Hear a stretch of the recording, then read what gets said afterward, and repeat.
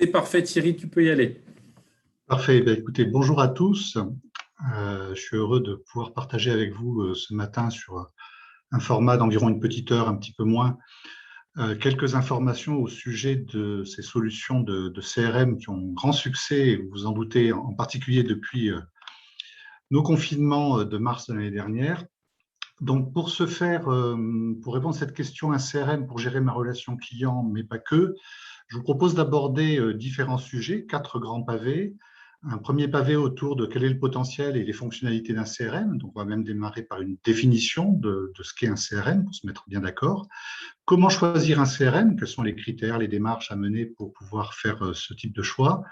Comment réussir aussi l'intégration et le déploiement, donc en évitant un certain nombre d'erreurs? Je vous donnerai, on va dire, 10 grandes astuces ou 10 grandes phases qui sont importantes dans le cadre de la réussite d'un projet. Et puis, je terminerai en vous donnant des idées assez précises de ce que peut coûter aujourd'hui une solution CRM. On pourra même parler budget d'intégration, de déploiement, sachant que je vais avoir principalement un focus CRM sur des petites structures, on va dire TPE, PME, PMI. J'éviterai de trop rentrer dans le détail des besoins de CRM pour les ETI ou les grands comptes. Maintenant, si certains sont intéressés sur ces sujets, bien évidemment, je me tiendrai à leur disposition. Donc, pour démarrer, la définition, je vais la lire en même temps que vous. Le CRM, c'est l'ensemble des outils et techniques destinés à capter, traiter, analyser les informations relatives aux clients et aux prospects dans le but de les fidéliser en leur offrant le meilleur service. Et vous voyez apparaître à côté du mot prospect, entre parenthèses, le mot tiers, puisqu'aujourd'hui, le CRM ne se limite pas, ça gère la totalité des contacts, des structures qui sont engagées dans une relation avec l'entreprise. Donc, ça peut être aussi bien vos partenaires, vos assureurs, vos notaires, vos avocats, vos banquiers, que vos prestataires apporteurs d'affaires, de gestion de la relation avec l'ensemble des tiers liés à l'entreprise. Et les logiciels vont s'appliquer à vous mettre à disposition une foultitude de fonctionnalités qui iront dans ce sens. Et on va voir plus précisément après sur quel domaine. Quelques chiffres, une étude de Capterra qui est assez intéressante, où on posait simplement une question: comment gérez-vous actuellement vos contacts clients et relations associées? Et on remarque aujourd'hui que le premier CRM mondial, c'est Excel, très clairement. Il ne faut pas se leurrer. C'est certainement le logiciel de CRM qui n'en est pas un, le plus utilisé dans le monde aujourd'hui. Pour vous donner un ordre d'idée, le taux d'équipement des entreprises en France est de l'ordre de 37%. Donc, vous imaginez un petit peu les 63% d'entreprises qui sont non équipées aujourd'hui et qui s'intéressent donc à ces sujets. On reviendra dessus. Donc, 27%, c'est de l'Excel. Les méthodes manuelles, vous voyez que vous rajoutez 7% de plus, donc des petites fiches et ainsi de suite. Je vois encore ça dans quelques entreprises, donc c'est 34% pour le coup en cumul. Avec des feuilles de calcul numérique, Google Sheet et autres, vous voyez qu'on en rajoute 24%.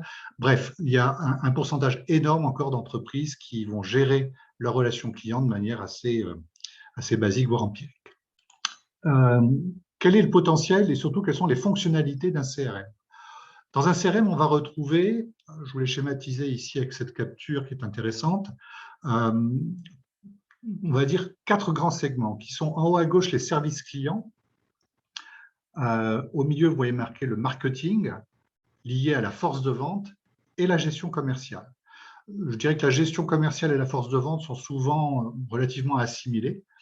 Mais en gros, quand vous avez force de vente, marketing et service client, vous avez là les 3 grands domaines couverts par les CRM sérieux, on va dire, et standards du marché.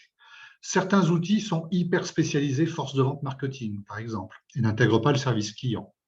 D'autres sont des ultra spécialistes du service client.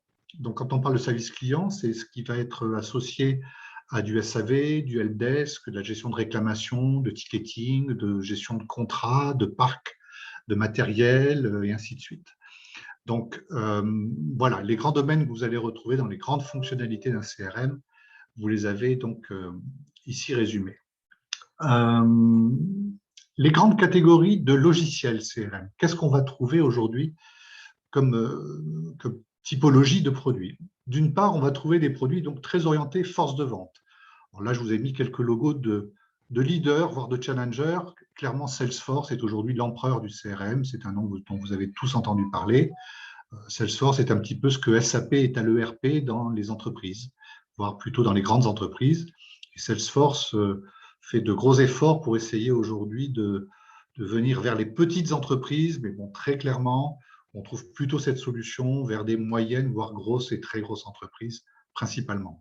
Le petit logo que vous avez au milieu, c'est Microsoft Dynamics CRM, qui mérite le détour, qui est bien plus petit et bien moins présent que Salesforce, qui fait beaucoup d'émules, parce que belle intégration intelligente avec les suites Office 365 et autres, magnifique intégration, vous en doutez, aussi avec LinkedIn, puisque Microsoft est propriétaire de LinkedIn, donc ils se sont gâtés au passage.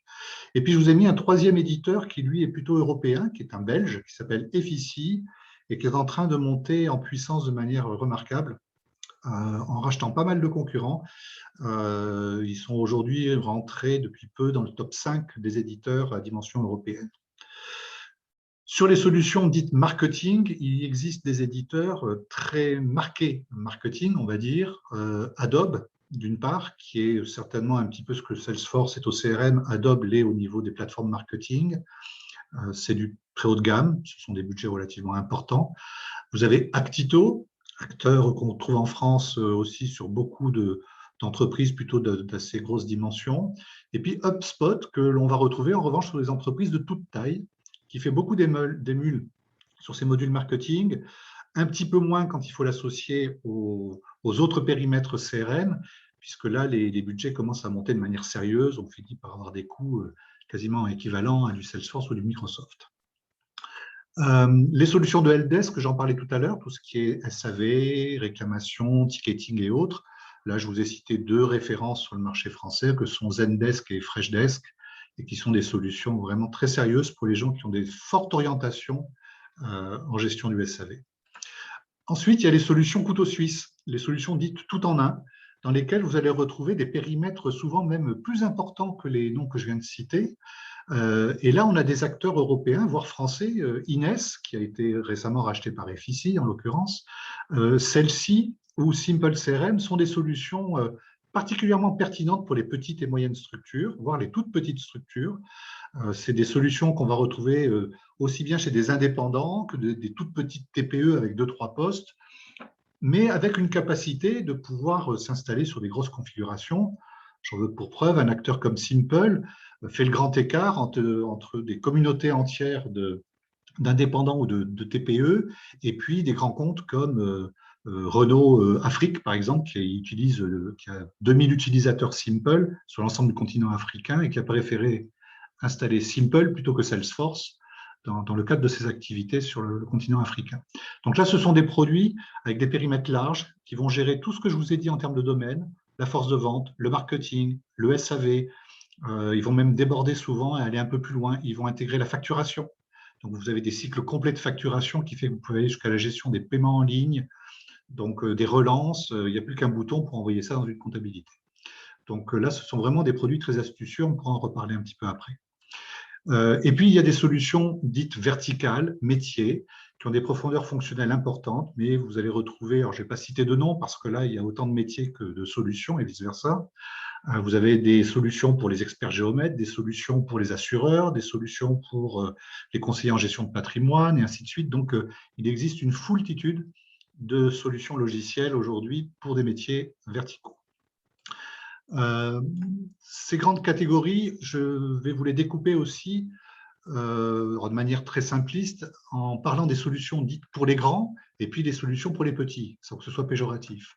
Pour les grands, on a des solutions qui sont complètes. Là, j'ai noté 4 étoiles sur 4. C'est des solutions qui ont des périmètres profonds et très opérationnels. En revanche, ce sont des solutions qui sont plus complexes, en particulier dans leur mise en œuvre et parfois dans leur pratique.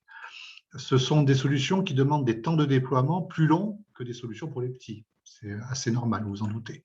Et puis, ce sont des budgets plus importants, donc ce sont des solutions. Donc là, j'ai mis Salesforce, HubSpot, Microsoft, Oracle, ce sont quelques exemples encore. Voilà, ce sont des solutions qui regroupent ces critères-là. Pour les petits, sans que ce soit péjoratif, TPE, PME, là, je parle de solutions qui vont jusqu'à une cinquantaine de postes, peut-être même un petit peu au-delà. Là, ce sont des solutions comme Ines, Simple, Effici, ZooCRM, dont je peux parler, qui est une solution américano-indienne, développée en Inde et marketée par les Américains, on va dire. Là, on a des solutions donc astucieuses, très écosystèmes, plutôt globalisées, qui sont plutôt bien complètes, qui n'ont pas de gros complexes à avoir par rapport aux grosses solutions, qui sont moins complexes à déployer. Les déploiements sont beaucoup plus rapides. Pour vous donner un ordre d'idée, un Ines, un Simple, ça peut s'intégrer en moins d'une semaine. Dès la fin de la première journée, vous êtes déjà opérationnel sur certains sujets. Et puis, c'est beaucoup plus économique, mais je vous parlerai prix à la fin de mon intervention. Alors, pas de solution dédiée à la taille. Effectivement, une solution CRM, elle se doit de répondre principalement aux besoins qui sont les vôtres. Vous avez inévitablement, en fonction de votre nature, un produit qui vous correspondra mieux que les autres. Il faut que ce produit corresponde à une culture de l'entreprise. Vous avez une DSI, vous n'avez pas de DSI, eh bien, certains produits vont être éliminés de fait. Si vous avez une DSI, une direction de services informatiques, vous pouvez imaginer bénéficier d'un produit technologique relativement avancé qui vous proposera un studio de développement intégré pour que vous puissiez avoir un transfert de compétences et avoir un maximum d'autonomie. Si vous n'avez pas de DSI, vous allez plutôt rechercher des solutions clés en main, faciles à paramétrer,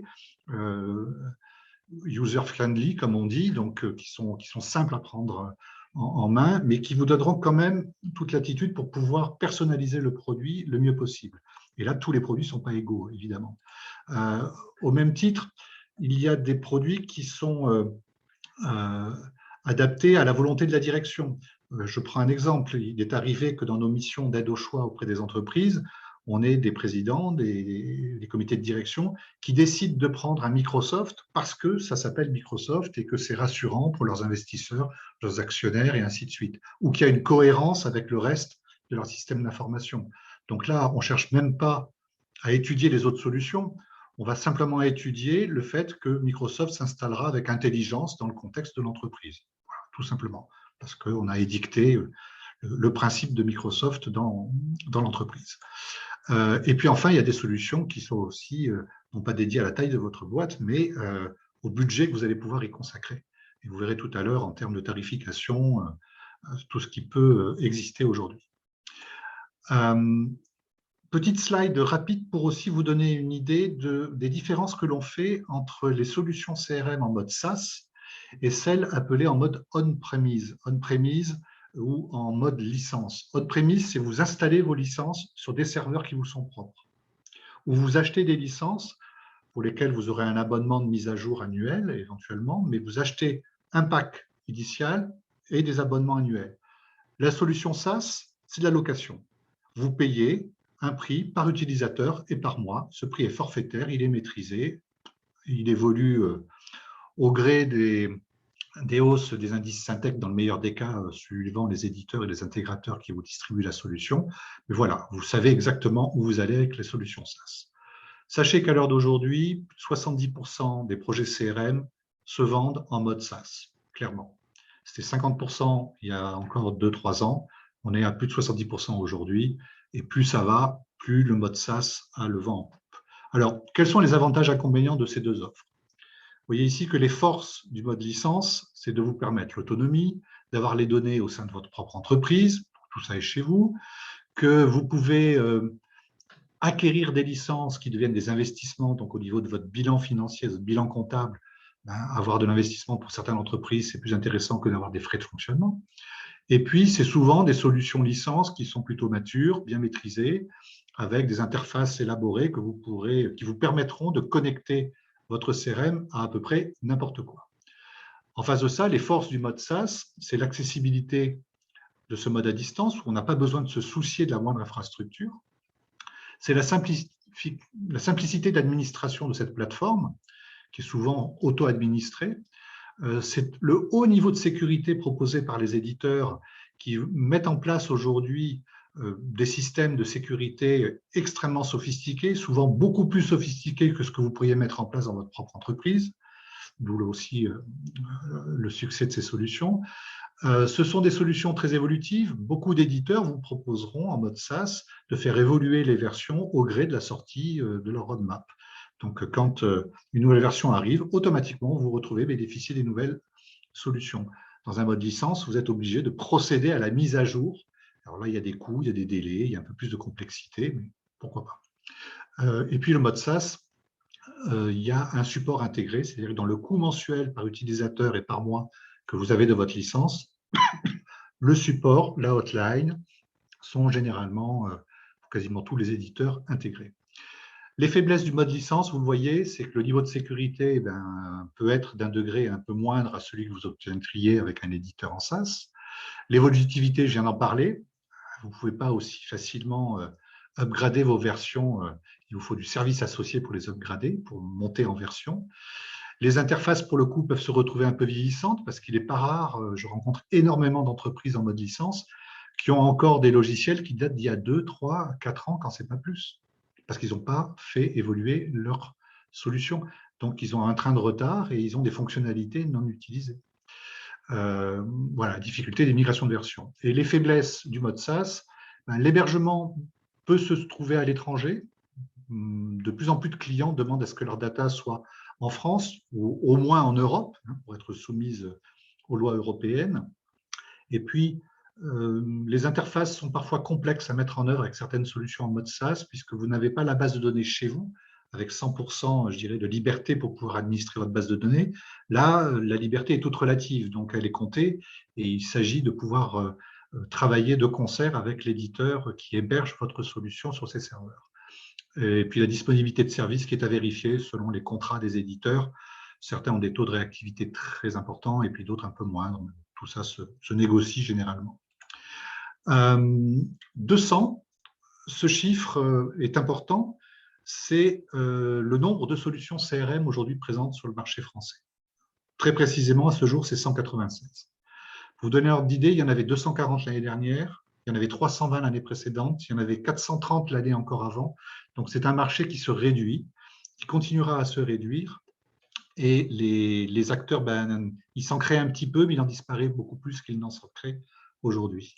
Donc là, sans rentrer dans le détail, il y a donc un nombre important de solutions et toute la vocation de CRM Catalyst, typiquement, c'est de venir d'aider les entreprises à venir se repérer et trouver la bonne solution au sein de cet écosystème. Juste quelques chiffres, mais sans trop rentrer dans les détails. Vous campez un peu le décor de ce marché. Vous voyez que ce sont des chiffres 2018, on n'a pas de données plus récentes pour l'instant, mais ça vous donne un petit peu le poids relatif des grands éditeurs mondiaux aujourd'hui de CRM. Donc Salesforce, vous voyez que c'est 9,4 milliards. Alors, à l'heure d'aujourd'hui, c'est plus de 12 milliards en l'occurrence. SAP, 4 milliards. Oracle, 2,6 milliards. Donc, vous voyez l'écart qu'il y a entre le numéro 1 et le numéro 2. C'est assez important. Vous voyez que Microsoft, qui est pourtant un acteur qui pèse bien 4-5% du marché, face à Salesforce qui pèse 30% du marché. Alors là, on parle de marché français. Vous voyez qu'ici, 2018, part de marché, Salesforce, 19,5%. La vérité, c'est que c'est pratiquement 30% et Microsoft, c'est 4% aujourd'hui. Donc, c'est un marché mondial important. Et là, je vais vous faire un petit focus sur des données plutôt franco-françaises cette fois-ci. Au milieu de cette canopée de solutions, voilà quelques chiffres aujourd'hui sur le marché français. C'est 1,65 milliard d'activité pour l'année 2021 que nous vivons. C'était 843 millions en 2017, donc en 4 ans, ça fait une sacrée croissance. Vous voyez au milieu aussi la croissance annuelle des grands domaines qui ont le vent en poupe. On voit que le marketing, typiquement entre 2017 et 2021, a une très forte croissance de l'ordre de 9% en demande et en installation de modules marketing. Ensuite, c'est le service client et les ventes un peu moins puisqu'elles sont déjà relativement bien dotées. Bon, je passe rapidement sur cette slide sans rentrer dans le détail de ces chiffres.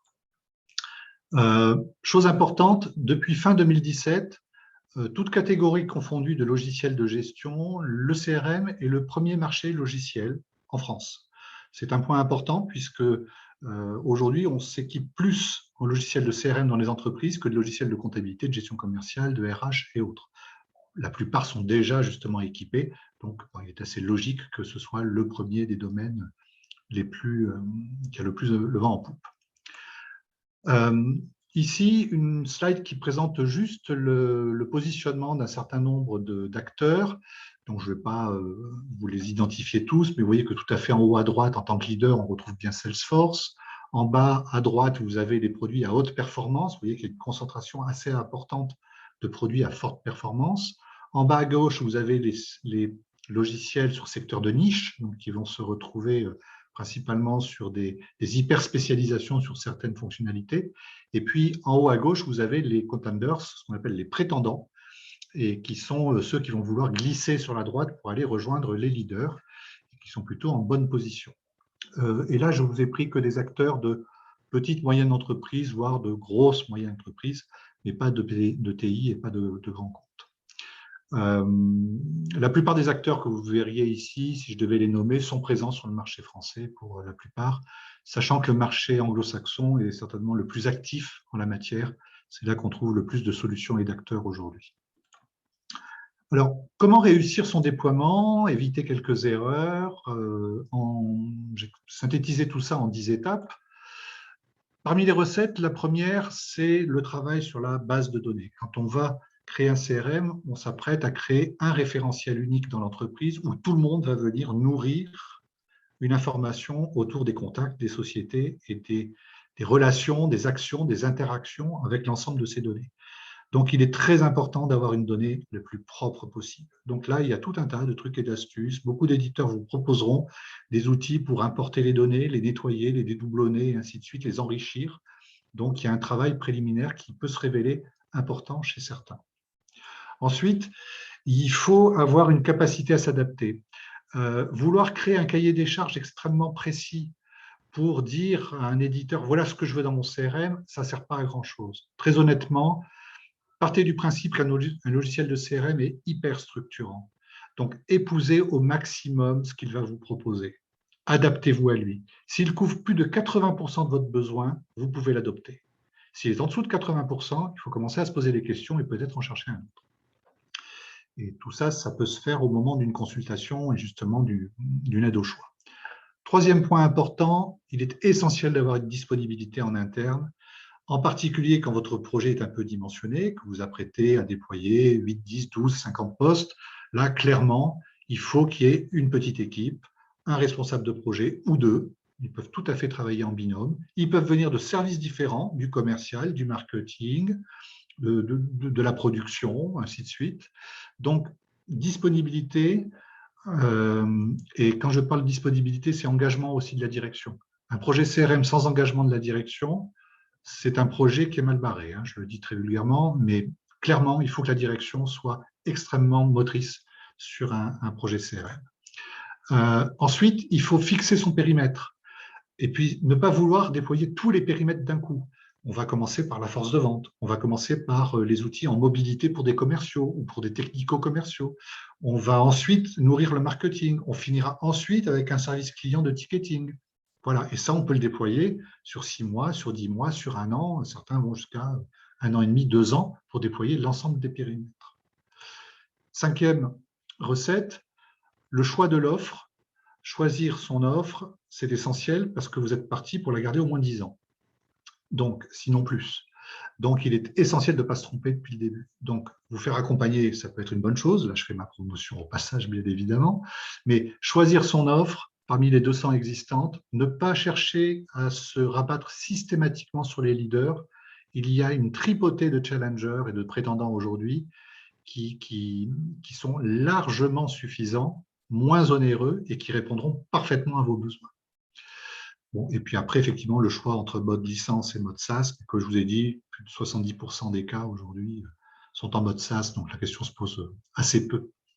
Sixième point intéressant, la méthodologie du succès. Ça veut dire qu'il existe aujourd'hui chez les intégrateurs, chez les éditeurs qui vont vous proposer de mettre en place leur solution, une méthodologie de déploiement. Il est important que vous en imprégniez, que vous l'adoptiez et puis que vous la compreniez bien. Il faut bien l'assimiler parce que c'est un gage de réussite du déploiement et puis surtout, c'est un gain de temps. Si vous ne perdez pas de temps sur la compréhension, la terminologie et autres, ben, vous verrez que votre déploiement se fera de manière rapide et efficace. Septième point, la place du client au sein de votre entreprise.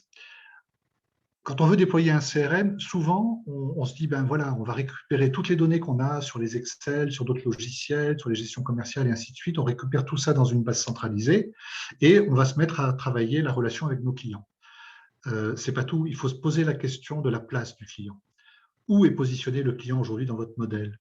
comment le client, vous désirez le traiter, quel type de relation vous voulez créer avec lui, relation existante ou relation à exister. Toutes ces questions sont essentielles. Il n'y a pas besoin de faire énormément de réunions autour du sujet. Il est essentiel de se poser ces questions. Ça fait partie des bonnes recettes. 8e point, choisir un intégrateur qui vous ressemble, qui va devenir un partenaire, qui va vous accompagner dans le projet. Alors, intégrateur ou éditeur, certains éditeurs vous proposent d'intégrer leur solution. Mais c'est essentiel. L'intégrateur, c'est celui qui va vous faire vivre le produit sur les premières semaines, sur les premiers mois. C'est avec lui que vous allez tout paramétrer, tout préparer. Donc, il est essentiel que vous vous appréciez. Si ce n'est pas le cas, si vous traitez votre intégrateur comme un fournisseur lambda, ça ne se passe pas bien. Il faut vraiment créer une relation de confiance avec votre intégrateur, c'est absolument essentiel. D'où la nécessité d'avoir des équipes, 1 ou 2 interlocuteurs dédiés à cette relation et à la mise en place de la solution. 9e point, le suivi de la rentabilité de votre investissement. Ce n'est pas très compliqué aujourd'hui que de suivre le retour sur investissement de la mise en place d'un CRM. Ce sont quelques indicateurs qu'on met en place régulièrement dans des petites, des moyennes ou des plus grosses entreprises.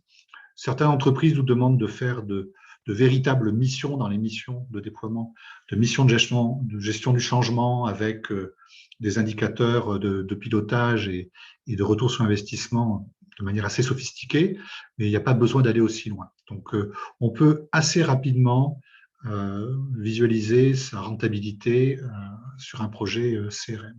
Pour vous donner un ordre d'idée, sur des toutes petites entreprises ou des moyennes entreprises, la rentabilité financière d'un CRM peut se faire entre 3 et 10 mois quand c'est fait de manière intelligente. Donc, ça va très vite. Enfin, 10e point, le budget. Il est important que vous ayez pensé à un moment donné le budget, au moins une fourchette. On va parler ensuite un peu budget, tarifs et ainsi de suite, mais ne partez pas du principe qu'avec 3 000 €, vous allez vous équiper d'un CRM. Alors, si vous êtes indépendant tout seul, oui, effectivement, quelque part, c'est ce que ça va vous coûter avec votre investissement personnel, le temps que vous allez passer dessus, le coût de vos licences, peut-être 2-3 services de personnalisation, éventuellement de 3 000 €, ça peut suffire, voire vous pouvez avec moins d'argent, si vous êtes un indépendant ou une TPE de 1 ou 2 personnes. Mais si vous êtes une entreprise un tant soit peu structurée, une entreprise industrielle, de services, un négociant, de commerce, de gros, ben, clairement, le budget ne sera pas le même. On en parlera tout à l'heure. Eh bien, on va même en parler maintenant. Donc, quelques exemples de tarifs de solutions CRM. Ici, arbitrairement, j'ai pris des solutions petites, moyennes et grosses, exprès pour faire le grand écart et vous montrer un petit peu ce qui existe dans ce cadre-là.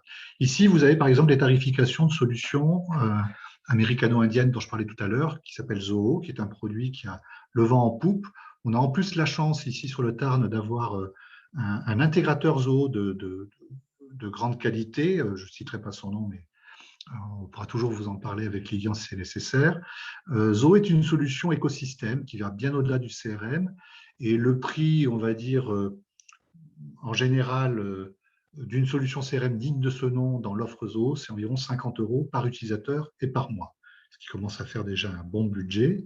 Mais à ce prix-là, vous avez un périmètre d'une solution CRM plutôt vaste, costaud, et qui va vous apporter énormément de fonctionnalités. Il est rare de voir les entreprises utiliser 100% des fonctionnalités dès les premiers mois d'utilisation. Il faut plusieurs mois, voire 1 ou 2 années pour commencer à embrasser, je dirais, l'ensemble des fonctionnalités proposées par ce type de solution.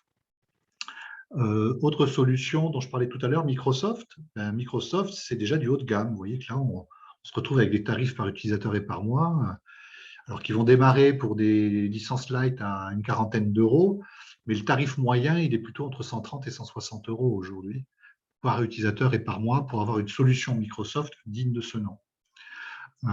Les coûts d'intégration d'une solution Microsoft sont relativement importants. Je dirais, il n'est pas rare de devoir mettre des tickets de 30, 50, 70 000 € pour installer une trentaine de postes dans un contexte industrie, négoce ou service d'entreprise.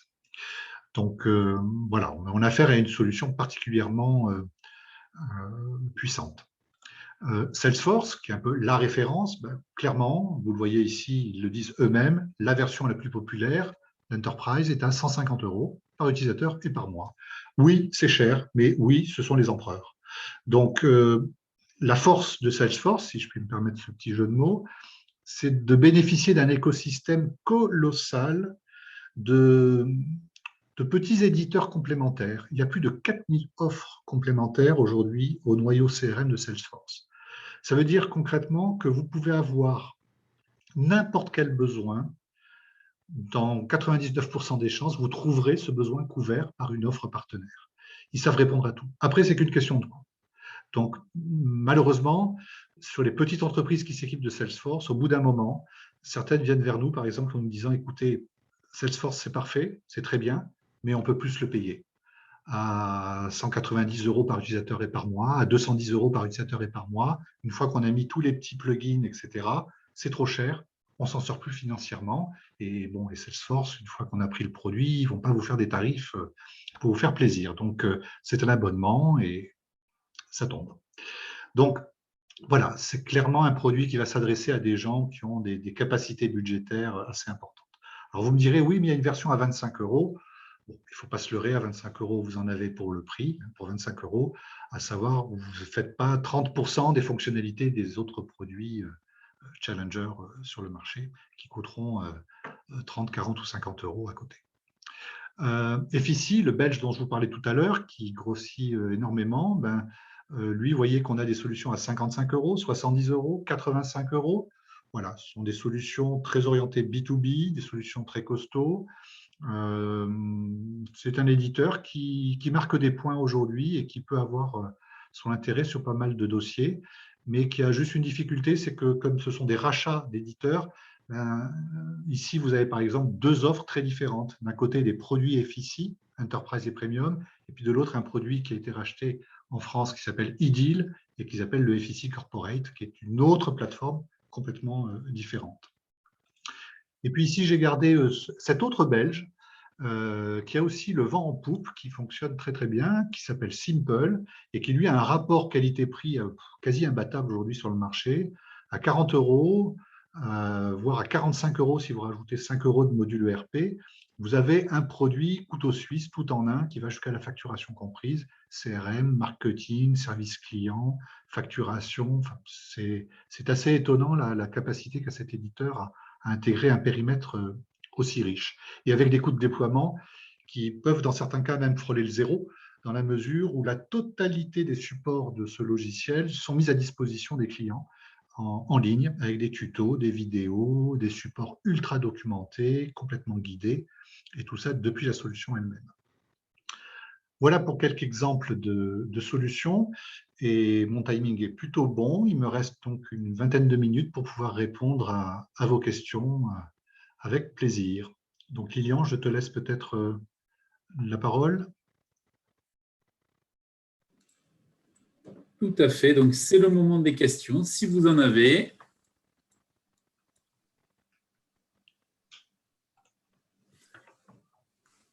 Alors, première question, quid des CRM gratuits de type Dolibar et ainsi de suite? Alors, effectivement, je ne me suis pas étalé là-dessus. Il faut savoir que les CRM dits open source, donc gratuits, sont des CRM qui, pour aujourd'hui, la plupart sont passés sur des modèles payants. Clairement, si vous voulez installer un CRM, je dirais avec un périmètre CRM digne de ce nom, vous le paierez en mode licence. Si vous voulez le faire avec le noyau open source, vous le pouvez, mais là, vous avez absolument tout à faire. Il faut complètement habiller ce CRM. Et là, vous aurez besoin de, je dirais, de techniciens, d'ingénieurs, de personnes qui connaissent le noyau, qui seront capables de s'investir dessus. Maintenant, il y a quelques entreprises qui se lancent dans l'installation de ce type de solution. Maintenant, ce qu'il faut bien voir, c'est qu'au final, une fois qu'on en a terminé l'installation de son CRM avec un noyau open source, le coût total d'installation de la solution frôle quasiment le coût d'une licence en mode éditeur. Donc voilà, il faut bien relativiser. Et puis, bon, il faut avoir quand même quelques ressources techniques pour déployer ce type de solution.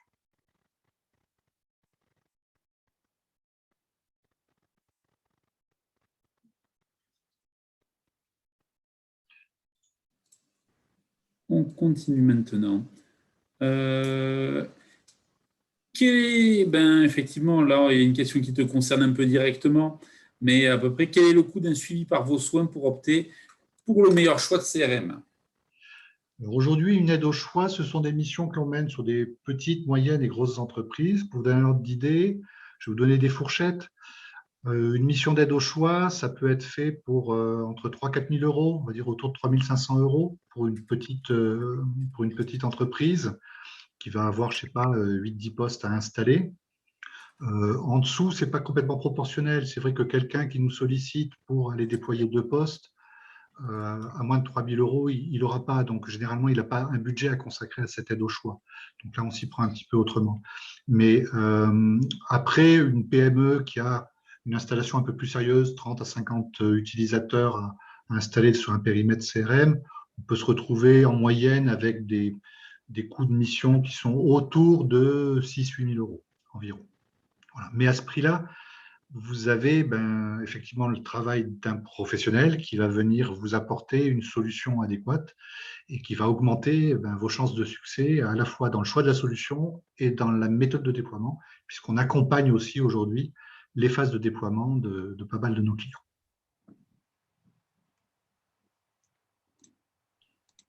Allez, donc une autre question. La concentration marché présente un risque de perte de données en cas de disparition de l'éditeur. Quel est ton avis? Oui, alors c'est une bonne question. Effectivement, on peut se dire qu'à un moment donné, on va choisir un CRM qui peut disparaître dans 2 ans, 3 ans ou un peu de plus. Et quid de mes data? Alors, premièrement, n'ayez pas de crainte. Tous les CRM mettent à disposition aujourd'hui leurs data dans un module export. Donc, vous pouvez tout à fait demander à n'importe quel moment, voire même s'ils se mettent à disparaître, avant qu'ils disparaissent, les datas sont déposées, elles sont exploitables et elles sont exportables. Et il faut savoir que tous les CRM aujourd'hui du marché sont capables de réimporter des données de l'extérieur. Il y a un petit peu de travail plus ou moins important suivant les solutions, mais ça ne pose aucun problème. Donc, et je vais même un peu plus loin. L'avantage de pouvoir, on va dire, exporter et importer ces données de CRM à CRM a fait que on a certains clients aujourd'hui qui vont, par exemple, que l'on va conseiller aujourd'hui, par exemple, sur des CRM temporaires. C'est-à-dire qu'on va les équiper d'un CRM pour 2-3 années en vue de passer à une autre dimension. Je prends le cas des startups. On accompagne beaucoup de startups qui démarrent avec des petits CRM et des petits besoins et qui n'ont pas encore les budgets de se payer le produit comme les grands et qui vont démarrer donc avec une première version de CRM pour 2-3 années. Et on prépare d'ores et déjà la bascule et la migration vers un autre CRM 3 ans après, par exemple. Donc, il n'y a pas de souci sur la notion de data et de reprise des data. Très bien. Donc, une question rapide et je vais même y répondre. Oui, Zoho, c'est en mode SaaS. Exclusivement. Exclusivement. Une petite question. Est-ce que la personnalisation n'a-t-elle pas une importance dans le choix des solutions? Oui, évidemment, évidemment. Alors, comme je vous disais tout à l'heure, en priorité, faites en sorte d'adopter ce que le produit vous propose. C'est pour ça qu'il est important de prendre des produits qui vous ressemblent. Et quand nous faisons les missions d'aide au choix, la première de nos missions, c'est de s'imprégner de votre culture, de vos besoins et de vos enjeux. Et à partir de là, on est capable de vous positionner certaines solutions plutôt que d'autres. Et on peut vous expliquer pourquoi pas celle-ci, pourquoi pas celle-là, et pourquoi plutôt celle-ci ou celle-là. C'est très important parce que la plupart des solutions vont pouvoir ensuite se personnaliser, mais certaines vont vous le permettre avec des ressources techniques, et puis d'autres dans un mode utilisateur lambda. Vous n'obtiendrez pas le même résultat. Donc oui, ça a d'importance, évidemment. Alors, une question qui me tient particulièrement à cœur et je pense qu'il est important que tu en parles, c'est y a-t-il un réel intérêt d'opter pour un CRM pour une TPE de 2 ou 3 personnes? Alors, je vais même plus loin. Aujourd'hui, les indépendants s'équipent de plus en plus de CRM. J'étais encore hier sur un séminaire en présentiel, en l'occurrence, où on avait des indépendants, des gens qui étaient des conseillers en investissement financier, en gestion de patrimoine, des conseils immobiliers, Ces gens-là ont touché un peu le bout du bout avec leur Outlook, leur mobile et leur Excel. Et ils ont compris qu'aujourd'hui, pour 25, 30, 40, 50 euros, ils pouvaient avoir une vraie solution de traçabilité, de gestion de la relation, parce qu'ils ont énormément de contacts. Ce sont des gens qui travaillent avec voilà, des contacts très diversifiés et ils ont besoin de les tracer. 6 mois après, se retrouver face à un interlocuteur et se souvenir très précisément de notre fin de discussion ou du début de la discussion qu'on avait eue avec lui, dans un CRM, c'est facile à retrouver. Dans votre tête ou dans votre Excel, ce n'est pas toujours aussi automatique. Donc, oui, même toute petite entreprise, TPE, vous avez besoin aujourd'hui de traiter la relation en one-to-one avec vos clients, d'où la nécessité de la tracer à l'intérieur d'un CRM. Donc, quelle que soit la taille, ça peut se justifier. Alors, je rajouterai juste un petit point. N'oubliez pas que la valeur de votre entreprise, c'est les données que vous avez acquises, les données que vous avez acquises sur votre client. Oui, parce que D'où l'importance du CRM. Tant que les données sont dans la tête de vos commerciaux, ben, il y a danger. Hein.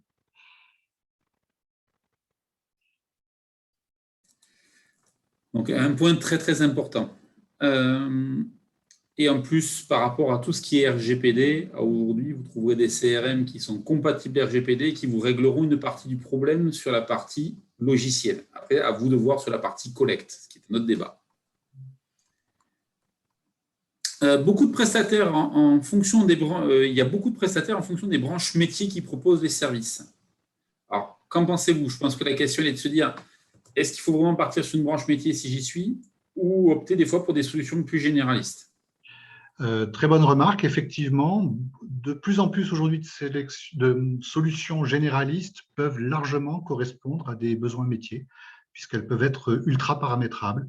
Donc non, il n'y a pas obligation d'aller systématiquement sur les solutions métiers. Je prends un exemple très concret récent, des organismes de formation qui ont choisi des éditeurs génériques, on va dire, un peu horizontaux, face à des solutions dédiées à la gestion de formation. Pourquoi? Je peux vous donner l'exemple concret. Les solutions CRM ou dites CRM ERP de gestion des organismes de formation ne gèrent bien et intelligemment que l'organisme de formation, que l'activité d'organisme de formation. Et quand l'organisme de formation fait en plus du conseil, des services et ainsi de suite à côté, là, comme par hasard, le périmètre fonctionnel, ben, il n'est pas suffisant dans ces produits dédiés. Alors que dans une solution horizontale, générique, ben, on va trouver tous les outils nécessaires à la fois au métier et à la fois au reste des activités de type conseil, service et autres. Donc oui. Donc oui, il faut être vigilant sur cette partie-là, je pense. Alors, une question, mais je connais déjà la réponse que tu vas nous faire. Et désolé à la personne qui l'a posée parce que ça va être une réponse normale, mais je crois que c'est important. C'est quel est le CRM monoposte jusqu'à 3 postes pour indépendant le plus performant? Il n'y en a pas qu'un. Il y en a plein. Il y en a plein. Donc clairement, non, je ne donnerai pas un nom parce qu'il y en a plein. Bon, là, je vous en ai cité un petit peu tout à l'heure, là, des Ines, des Zoho, des Simple CRM. Voilà, ça, ce sont 3 noms comme ça, mais ne restez pas focalisé là-dessus. Il en existe plein d'autres qui sont peut-être mieux adaptés face à votre besoin, même si c'est pour 1 à 3 postes. Après, il faut passer du temps. Vous pouvez passer du temps sur Internet, mais faites attention à une chose, sur Internet, vous allez trouver beaucoup de comparaisons de plaquettes commerciales. Donc, tous les CRM, si vous regardez bien leur plaquette commerciale, tous les CRM disent faire la même chose. Ils ont tous le même périmètre fonctionnel sur le papier. Dans la réalité, ce n'est pas le cas. La profondeur de leur fonctionnalité n'est pas du tout la même d'une solution à l'autre. Et c'est là qu'on peut se faire piéger facilement. Une autre question, un peu dans le même registre, mais je pense que c'est intéressant que tu répondes parce que je pense que les CRM l'ont pris en compte. Est-ce qu'il y a des CRM spécialisés relatifs à la vente en ligne? La réponse est oui. Alors, est-ce que vous parlez de vente en ligne avec du site marchand e-commerçant, c'est-à-dire avec des plateformes de type, je sais pas, PrestaShop, Magento ou Shopify et autres, ou est-ce que vous faites allusion à autre chose? Est-ce que vous pouvez éventuellement préciser? Parce que les CRM aujourd'hui capables de se connecter à ces plateformes d'e-commerce, B2B2C, il en existe un certain nombre, mais ils ne sont pas tous égaux devant ce type de fonctionnalité. Certains le font avec plus d'intelligence que d'autres. Et on va trouver typiquement chez les grands éditeurs des grosses usines à gaz pour aller connecter des front office web, e-commerce. Et puis, chez d'autres petits éditeurs, on va trouver des connecteurs embarqués super intelligents, plutôt économiques et qui fonctionnent parfaitement bien. Donc, il y a un petit peu à boire et à manger là-dedans. Il y a de tout. Alors, il y a les deux. Apparemment, effectivement, il y a les deux questions. Une pour effectivement le logiciel de type PrestaShop et l'autre plutôt boutique en ligne auprès de particuliers. Oui. Donc, oui, comme je le dis, là, c'est important de bien qualifier le type de besoin, le type de traitement CRM que vous voulez avoir, tout le suivi marketing que vous allez mettre en place, ce sera pour faire quoi? Est-ce que vous travaillez en omnicanal? Est-ce que vous travaillez avec des réseaux de boutiques à côté ou pas? Enfin, voilà, il y a tout un tas de questions qu'il faut se poser et que l'on relève lors de nos ateliers, typiquement, pour pouvoir définir les enjeux qui sont les vôtres et après positionner une solution CRM à côté de votre plateforme e-commerce. Mais voilà, il n'y en a pas un que je peux vous citer comme ça, il y en a plusieurs.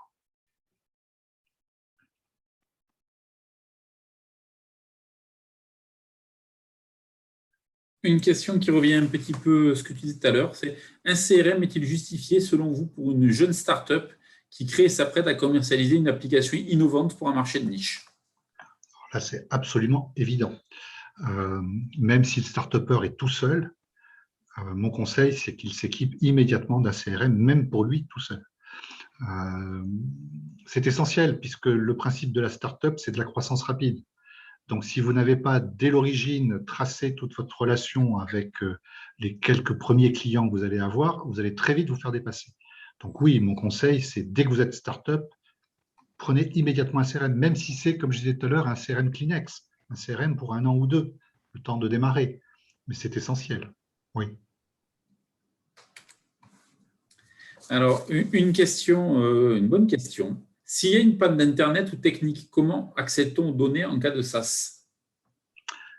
Alors, d'une part, c'est plutôt rare. Je ne vous cache pas que les taux de disponibilité aujourd'hui des éditeurs, en particulier de CRM, sont à plus de 97%, ce qui est assez important. Je suis à peu près persuadé que c'est mieux que ce que vous auriez chez vous en interne avec vos propres serveurs, où il n'est pas rare d'avoir des coupures serveurs dans l'entreprise en nombre. Donc, franchement, c'est assez rare. Maintenant, il y a certaines solutions qui proposent un mode déconnecté qui fait que vous pouvez continuer à travailler votre CRM sans Internet. Donc, en particulier, certaines solutions qui vont proposer des outils CRM en mobilité qui fait qu'avec votre smartphone, en mode déconnecté, vous pouvez continuer à utiliser votre CRM et lorsque la connexion se refera, la synchronisation des données se refera à cette occasion. Donc, mais franchement, c'est plutôt rare.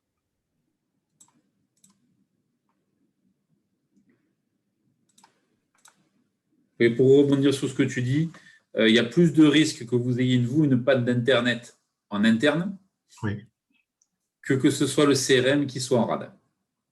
Et on le voit vraiment sur les plateformes aujourd'hui, on est plutôt dans cette logique-là. Oui, les éditeurs ont souvent 2, 3, 4, certains montent à 5 data centers qui sont interconnectés entre eux, qui fait que s'il y en a un qui s'effondre, ça passe le relais en temps réel à l'autre. Enfin, vous en apercevriez même pas.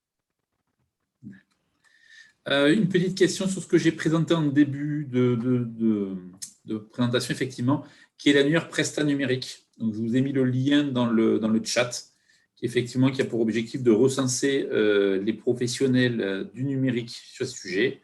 D'ailleurs, Thierry, tu y es. Hein, donc, voilà. Donc, entre autres, on va les retrouver. Après, c'est vrai qu'il y a des gens qui ont posé des questions un peu plus par rapport à toi et tes prestations, Thierry. Je vous invite plutôt à recontacter Thierry en dehors du webinaire pour reprendre quelques éléments et mieux comprendre ses prestations. Car vraiment, c'est un peu un ovni dans le milieu du CRM parce qu'il est dans une logique de multimarque et il n'est pas marié avec un CRM en particulier et avec une méthode très particulière.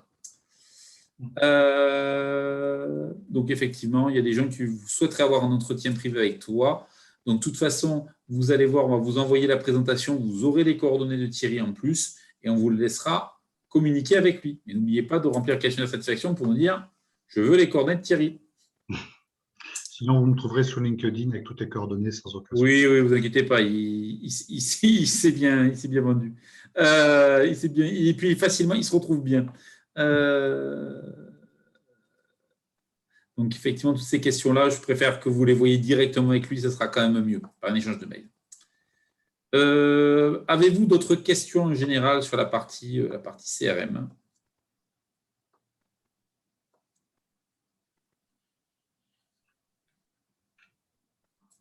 Je rajouterai moi juste un petit point, Thierry, si tu permets. Tu as abordé tout à l'heure la partie formation, information. Un projet de CRM, vous pouvez avoir le plus beau projet de CRM de la création. Si vous n'avez pas les utilisateurs qui remplissent les choses de la même manière, vous allez vous retrouver avec un chaos dans le CRM. Et aujourd'hui, il faut vraiment normer les choses. Il faut que les utilisateurs soient en phase et que tout le monde rentre les choses de la même manière pour que vous ayez une utilisation hyper performante du CRM. Je ne sais pas ce que tu en penses. Oui, c'est effectivement l'idéal, c'est-à-dire qu'il faut planter le décor et avoir quelques conventions assez simples. Alors après, il y a certains outils CRM qui vont vous forcer la main. Je prends un exemple très très concret. Dans les fiches contacts, on va avoir par exemple pour habitude d'essayer de saisir les noms de famille en lettres capitales. Bon, on estime que c'est la règle, mais vous avez certains CRM qui, lorsque vous tapez même en minuscule un nom de famille dans le champ nom, automatiquement, il le transforme en capital. Voilà, donc ça peut être aussi autoguidé, on va dire. Mais oui, les conventions sont essentielles. La terminologie est très importante aussi, que tout le monde se mette d'accord sur la terminologie et sur la manière de remplir l'information. J'attire juste votre attention sur un point important, parce que je l'ai vu sur quelques dossiers rares, ça se fait peu, mais on ne sait jamais. Euh, Certaines entreprises qui traçaient absolument tout. 100% de ce qui s'échangeait avec le client était dans le CRM. Ça ne sert à rien. On ne trace dans un CRM que les informations pertinentes pour soi et pour le collectif. Il n'y a que ça qui est important. Stocker un email dans lequel on dit oui, je vous confirme notre rendez-vous de demain à 10h30, ça ne sert à rien, ça n'apporte rien au CRM. Donc, certains, par exemple, qui s'autorisent des synchronisations de messagerie de manière automatique, tous les messages mails reçus de la personne sont automatiquement transvasés dans le CRM, ça ne sert à rien non plus. Vous remplissez votre base avec beaucoup d'informations qui ne servent à rien. Donc voilà, il faut avoir de la pertinence aussi dans ce type de mise en place.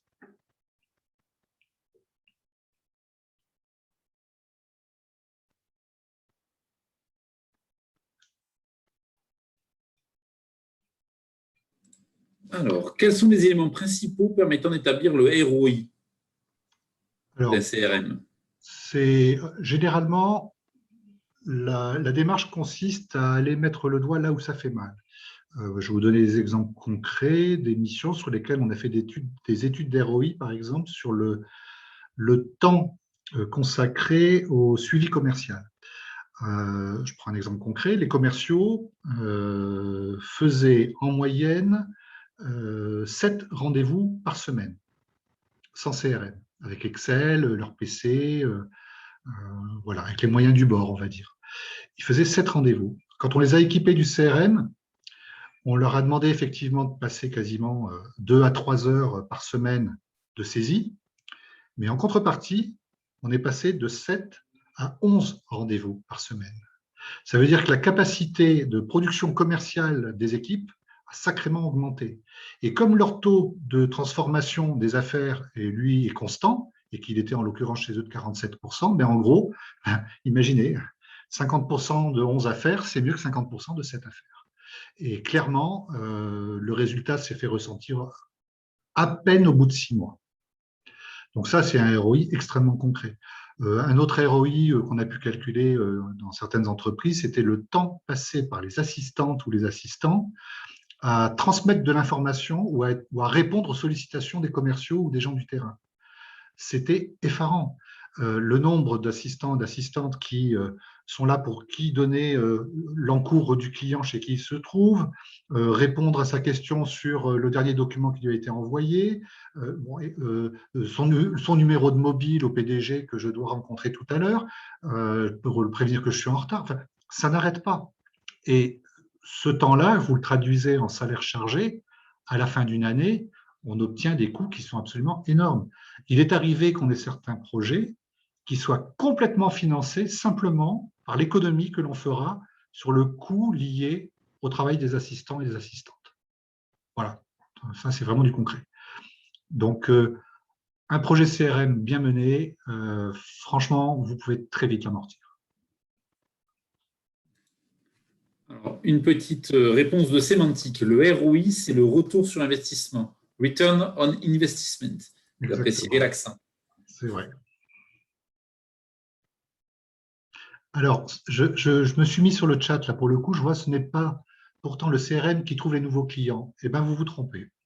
Je vous parlais par exemple de Simple CRM tout à l'heure, ce petit belge là. Dans Simple CRM, vous avez depuis 2012 un moteur d'intelligence artificielle qui fait que tous les matins, il vous pousse une fiche de lead. Et comme par hasard, ce lead est super pertinent et il correspond parfaitement à votre cible. Comment il se permet ça? Parce que ce petit moteur d'intelligence, il travaille en tâche de fond continuellement. En scannant la totalité de votre base CRM, il vérifie toutes les affaires que vous avez réussies, toutes celles que vous avez ratées. Il vérifie la qualité, la fiabilité de vos clients en vérifiant leur capacité à payer dans les délais et ainsi de suite.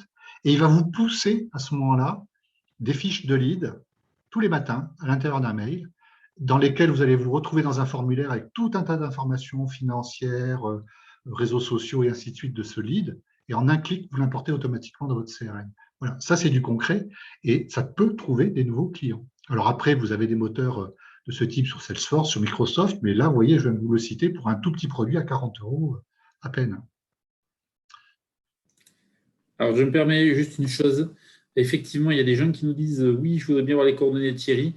Remplissez-moi le questionnaire satisfaction et précisez-moi aujourd'hui que vous voulez les coordonnées de Thierry et je vous enverrai tout ça. Parce qu'aujourd'hui, je n'ai pas vos mails. Vous êtes inscrit aujourd'hui, je n'ai pas vos mails. Donc, si vous voulez que je puisse vous le faire rapidement, remplissez le questionnaire. Merci. Alors, on parle de licence post, mais y a-t-il des applis dans le modèle CRM? Ce que je veux dire, c'est qu'effectivement, un abonnement global, je crois que c'est la question. Alors, je ne sais pas trop comment répondre à cette question parce que je ne la comprends pas trop. On parle de licence par poste. Non, ce n'est pas tant une licence par poste. C'est vous pouvez acheter 5 licences et les partager sur 22 postes, mais vous ne serez que 5 à pouvoir utiliser ces licences. Donc, vous avez acheté 5 accès utilisateurs. Voilà, avec une redevance mensuelle. Alors souvent, ce qui s'appelle les redevances mensuelles, elles sont payées par année d'avance. Hein. Les éditeurs les encaissent pour l'année à venir, hein, évidemment. Et après, des apps, oui, il peut y avoir des solutions qui vont vous rajouter des apps avec un coût forfaitaire. Vous pouvez, par exemple, acheter le pack signature électronique. Ça, vous ne le paierez peut-être plus de fois. Ou certains autres peuvent peut-être proposer un abonnement mensuel à côté. Ça dépend. Je n'ai pas très bien compris. Oui, non, je crois que tu as répondu à la question. Parce qu'effectivement, il n'y a pas de modèle aujourd'hui où d'accès, on laisse le logiciel sans qu'il y ait une notion de licence, mais très souvent dans les entreprises, on n'achète pas autant de licences que d'utilisateurs. Parce qu'on sait qu'en simultané, il n'y aura jamais autant de personnes qui utiliseront. Sans compter que certains utilisent des licences partagées, une sorte de jeton qui est partagé entre les personnes. Donc, certains éditeurs vous proposeront une licence partageable ou des licences dites simultanées, effectivement. Après, je ne sais plus si ça existe encore ce modèle-là, Thierry, mais il y avait même des éditeurs qui étaient autant utilisés. Alors, il y en a assez peu, hein, franchement. Ouais. Mais oui, il y a eu aussi cette possibilité. Mais souvent, sur les licences on-premise, ce qui se fait, c'est que les DSI mettent des timers sur le temps d'utilisation de la licence. C'est-à-dire quand ils voient un de leurs utilisateurs qui n'a plus bougé la souris dans l'interface CRM depuis plus de 30 minutes, ils le déconnectent automatiquement pour laisser la licence à quelqu'un d'autre. Voilà. Mais ça, c'est les DSI qui s'en occupent. Ce n'est même pas les éditeurs en mode SaaS. Alors, une excellente question qui vient d'arriver, c'est important d'en parler. Qui s'occupe du déploiement? La société qui nous aide au choix qui s'occupe du déploiement? Est-ce que c'est la société qui nous aide au choix du CRM? Alors, typiquement, CRM Catalyst qui faisons donc cette aide au choix, on ne procède pas au déploiement. on vous sélectionne l'acteur qui va déployer et on propose après la direction de mission, c'est-à-dire l'accompagnement au déploiement. C'est-à-dire on vient mettre de l'huile dans les rouages entre celui qui va intégrer la solution et vous. Mais on ne déploie pas nous-mêmes. Le déploiement opérationnel se fait par l'éditeur ou par l'intégrateur de la solution elle-même.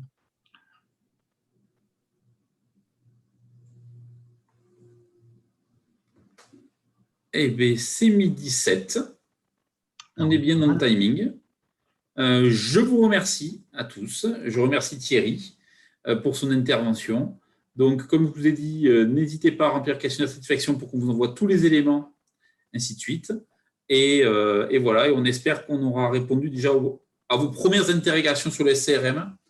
Je me dis de plus en plus, et peut-être que vous partagerez avec moi, qu'il faudra sans doute un niveau 2 pour que, une fois que vous aurez un peu digéré tout ça, qui pourrait être intéressant.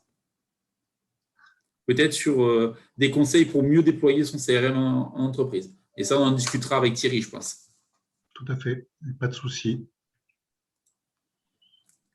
Bien, merci à tous. Et bon week-end à vous. Et bon week-end à venir, effectivement. À bientôt.